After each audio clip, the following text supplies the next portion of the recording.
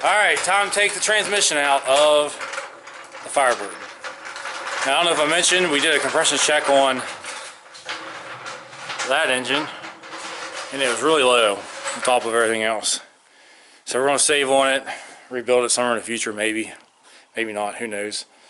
So, transmission's got to come out, we got to get the car skied.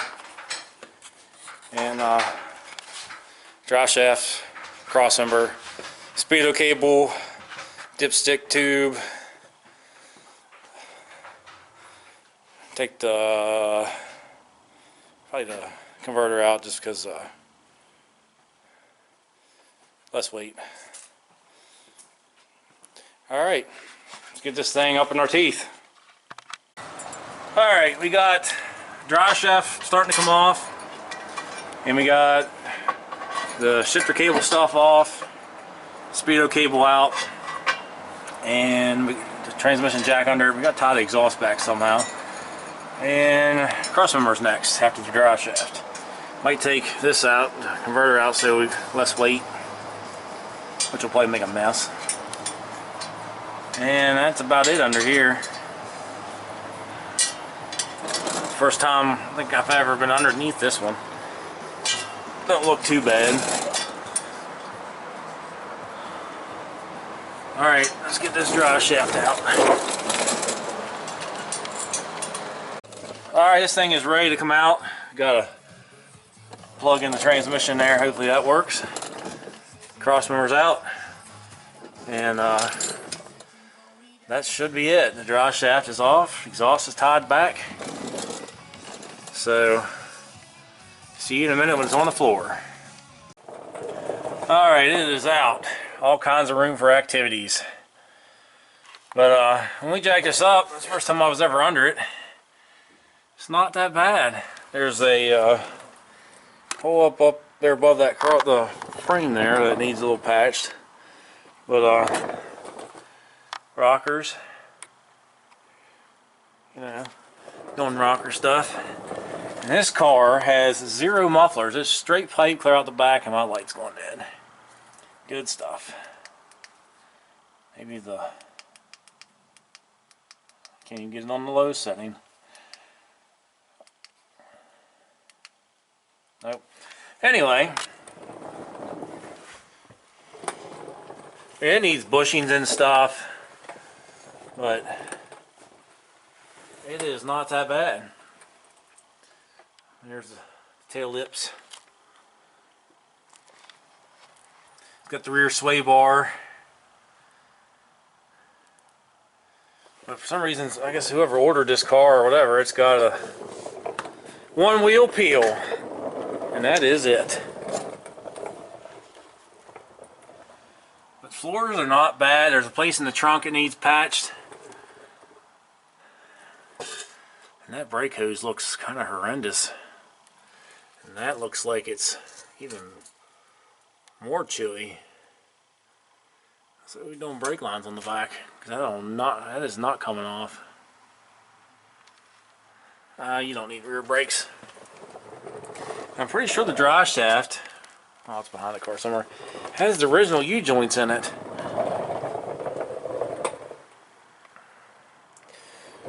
But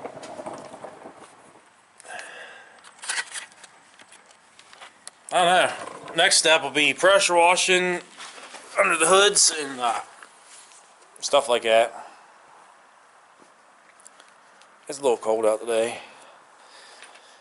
And clean up what we can. I don't know if he wants to paint under here or just kind of leave it. I'm not sure yet.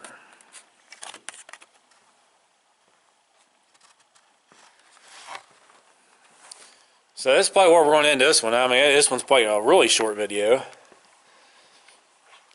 But we still got to get headers.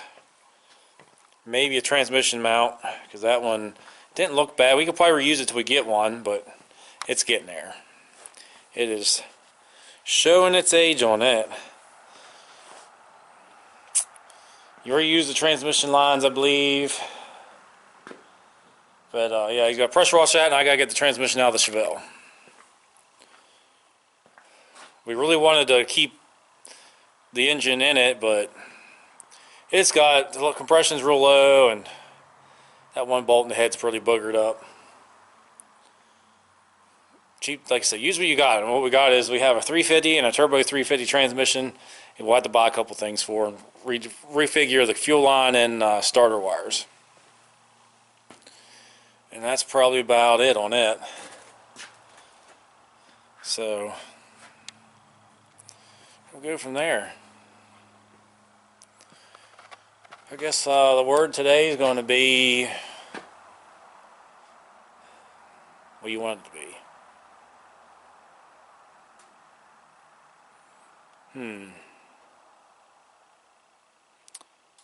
Thinking, what do you want?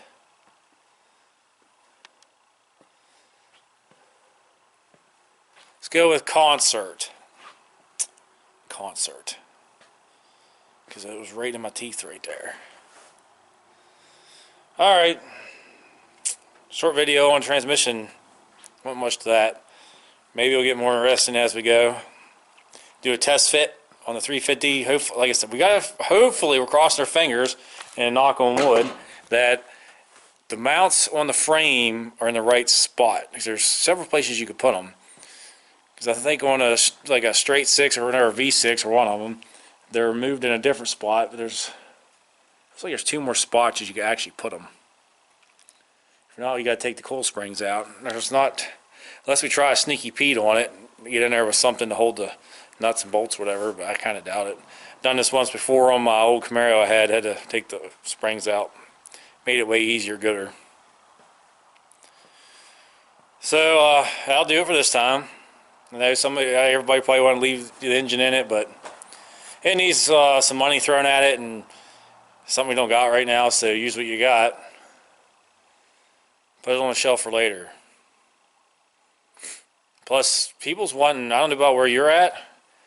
Well, in the old marketplace, there was a 400 Pontiac that needed rebuilt. $800. No. Then there was a 455 on there for $1,000 that needed rebuilt. No.